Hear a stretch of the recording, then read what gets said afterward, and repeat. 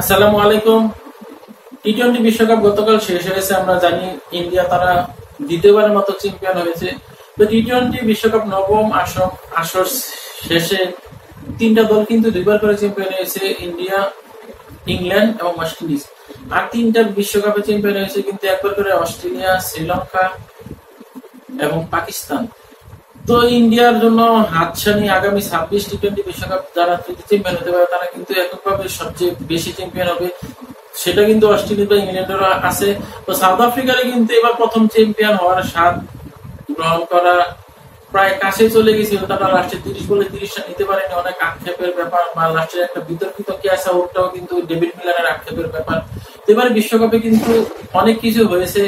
এখনো কিন্তু আমরা জানি ইন্ডিয়া জয়লাভ করার পরে বাংলাদেশে, বিশেষ করে আমাদের ঢাকাতে অনেক আতশবাজি বোমা এখনো সারা রাত ধরে চলতেছে। এখন একটা মানলো প্রায় রাতের 3টা সাড়ে 3টা বাজে। তো আমরা জানি যে যদি আর্জেন্টিনা বা কোপা আমেরিকাও জিতে এরকম আতশবাজি ফুটায় না, বিশ্বকাপে ফুটায়। তো ইন্ডিয়া এবার চ্যাম্পিয়ন হওয়ার বলে কিন্তু অনেক র্যালি দেখলাম আমরা ইন্ডিয়াতে বা ঢাকাতে, অনেক জায়গায় অনেক আনন্দ করতেছে। আরেকটা মেরেছে, হয়তো বা আমরা একটু পরে মনে করবো যে গোলাগুলি লেগেছে, এত জোরে জোরে আতশবাজির বোমা ফুটানো হচ্ছে। বাচ্চারা থাকলে কিন্তু ঘুম থেকে উঠে যাবে, বলবে এটা কি, ইন্ডিয়া চ্যাম্পিয়ন। তো আমরা দেখেছি ইন্ডিয়া চ্যাম্পিয়ন হওয়ার কারণে কিন্তু তাদের একটা একতা মনোভাব ছিল। বিশেষ করে তারা কিন্তু তাদের যে অপরিবর্তিত দল ব্যাটিং অর্ডারে সেটা রেখেছে। সঞ্জু স্যামসনকেও কিন্তু তারা বাঁচিয়ে দেখেনি। 2014 সালে যখন বাংলাদেশের টি-টোয়েন্টি বিশ্বকাপ হয় তখন কিন্তু সঞ্জু স্যামসন সে কিন্তু দলের সাথে বাংলাদেশে এসেছিল, ডাগা উঠে বসেছিল সবগুলা ম্যাচে, কোনো ম্যাচে সে চান্স পায়নি। 2024 এসেও কিন্তু সে একটি ম্যাচও চান্স পায়নি, তার জন্য একটু আফসোস। বা জেসওয়েল সে কিন্তু এবছর কোনো ম্যাচ সুযোগ পায়নি খেলার। গত বছর টি-টোয়েন্টি বিশ্বকাপে যেটা সেটার মধ্যে সুযোগ পেয়েছিল, ওডিআই বিশ্বকাপে, টি-টোয়েন্টি বিশ্বকাপে। তো আমরা জানি সঞ্জু স্যামসন এর আক্ষেপ থাকারই কথা, 10 বছর ধরে দলের সাথে থেকে একটি ম্যাচও সুযোগ দেয়নি। তো বিশ্বকাপের ম্যাচগুলো কিন্তু ইন্ডিয়া বিশ্বকাপের মতোই খেলে।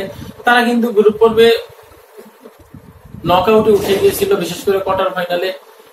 তো তারা কিন্তু জয়সওয়াল বা স্যামসংকে একটি ম্যাচ খেলাতে পারতো। তারা কিন্তু আবেগী না, তারা কিন্তু বিবেকী দেশের জন্য খেলে। তা আমাদের বাংলাদেশ এবং অন্য দেশের তারা কিন্তু এরকম ঘুরিয়ে পিছিয়ে অনেকগুলা খেলায়, যে কারণ সে খারাপ করেছে তাকে আর নেওয়া যাবে না। তো সে একদিন খারাপ করবে, 2 দিন খারাপ করবে, 3 দিন খারাপ করবে, তাকে ফ্রি লাইসেন্স দিয়ে দেওয়া দরকার যে তুমি যদি 6 দিনও খারাপ করো তুমি খেলবা। কারণ তোমাকে 20 কোটি মানুষের থেকে বাছাই করে এনে আনা হয়েছে। কারণ এদিকে অন্য কারো উপরে কোনো ভরসা করার দরকার নেই, সেটা সৌম্য সরকার হোক, রিপন দাস হোক, তানজিদ তামিম হোক, শান্ত হোক। তাদেরকে ফ্রি লাইসেন্স দিয়ে দেওয়ার কথা যে তোমরা চালিয়ে খেলো টি-টোয়েন্টি, তোমরা 50 রানে অল আউট হয়। টি-টোয়েন্টি ম্যাচ, এটা টেস্ট না বা ওডিআই ম্যাচ না। তো এরকম কিন্তু ইন্ডিয়া আমরা দেখলাম গতকালের যে বিশ্বকাপে বিরাট কোহলি সে আস্তে ধীরে খেলে স্ট্রাগল করে গেলে সে কিন্তু প্রথমে 3টা 4 মেরেছে প্রথম ওভারে, তারপরের ওভারে কিন্তু রোহিত শর্মা 2টি 4 মেরেছে। তো 10 বলের মধ্যে কিন্তু 5টা বাউন্ডারি এসে পড়েছিল ইন্ডিয়া। তারপর আমরা দেখলাম ঋষভ পান্ট প্রথমে এসে 2 বলে আউট হয়ে গেছে, চালিয়ে খেলতেছে। তারপর সূর্যকুমার আউট হয়েছে, সেও চালিয়ে খেললো, প্যাটেল আসলো, চালিয়ে খেললো। কেউ কিন্তু স্ট্রাগল করে খেলে, বল নষ্ট করার কোনো ওয়ে নাই। কারণ আমরা 8টা জাদেজা পর্যন্ত, প্যাটেল পর্যন্ত 8টা ব্যাটসম্যান নিয়ে খেলেছিল ইন্ডিয়া। তো তারা জানে যদি 6টা উইকেটও পড়ে যায় তাও তারা ম্যাচে ব্যাট চালিয়ে খেলবে। তো ইন্ডিয়ার ব্যাটাররা কিন্তু এমন না, বা বাংলাদেশের ব্যাটার এমন না যে প্রত্যেক বলে বলে ওভারে ওভারে হিট করবে। টি-টোয়েন্টি আপনি 120 বল, তো 120 বলের মধ্যে যদি আপনার ওপেনার বা অলরাউন্ড 3 জনে যদি 40টা ডট দিয়ে দেন তখন কিন্তু খেলাটা হয়ে যায় 80 বলে। প্রত্যেক বলে কিন্তু আপনি এভারেজে 2 রান করে নিতে পারবেন না, তখন যে 160। তো বাংলাদেশ কিন্তু অনেক ডট বল খেলে। তো ইন্ডিয়া বা বড় বড় দলগুলো কিন্তু এরকম খেলে না। তো সাউথ আফ্রিকা কিন্তু ম্যাচের মধ্যে বিশেষ করে যখন 3 উইকেট পড়ে যায় তখন কিন্তু ক্লাসেন এসে কিন্তু তার যে স্বাভাবিক খেলা সেটা খেলেছে। বাংলাদেশের মাহমুদুল্লাহ রিয়াদ গত ম্যাচে যেভাবে স্ট্রাগল করে খেলছে সেটা কিন্তু খেলে নাই। আমি মারবো, আমি কি আউট হবো। আমরা যখন ক্রিকেট প্র্যাকটিস করতাম, আমাদের সদ্যীয় এসান স্যার কিছুদিন আগে সে মারা গেছে, সে বলতো যে তোমার হাতে একটা ব্যাট আছে, একটা ব্যাট 10টা আঙ্গুল দিয়ে তুমি ধরো, আর একটা বলার 3টা আঙ্গুল ধরে আর একটা আঙ্গুল সাপোর্ট, 4টা আঙ্গুল। যখন সে বল করে তার কিন্তু নিয়ন্ত্রণ থাকে না, চোখ কিন্তু কোন জায়গায় বল করবে স্টাম্প নিয়ন্ত্রণ থাকে না, মাথাটা নিচে থাকে। আর ব্যাটার কিন্তু দু চোখে দিয়ে হেলমেট পরে একবারে আসতে দিলে পুরো হৃদয় খেলতে পারে ফুল শক্তি দিয়ে। তো তখন কিন্তু একটা ব্যাটার আউট হওয়ার কোনো প্রশ্নই আসে না, যে যদি তার মনোযোগ দিয়ে খেলে, ঠান্ডা মাথায় খেলে। তো আমাদের বাংলাদেশের ব্যাটাররা কিন্তু যে মারলে আউট হবে এরকম কিছু না, 10টা-20টা বল হিট করলে যদি 1টা-2টা উইকেট পড়ে যায় পড়ুক, তাও তো আরো 7টা-8টা ব্যাটসম্যান থাকে। তো বাংলাদেশ যদি চালিয়ে খেলতো, বিশেষ করে 43 রানে যে সমীকরণটা, সেটা কিন্তু এখনো ভোলা যায় না। 19 বলে তখন কিন্তু মাহমুদ আলী স্ট্রাগল করে খেলতেন, স্ট্রাগল।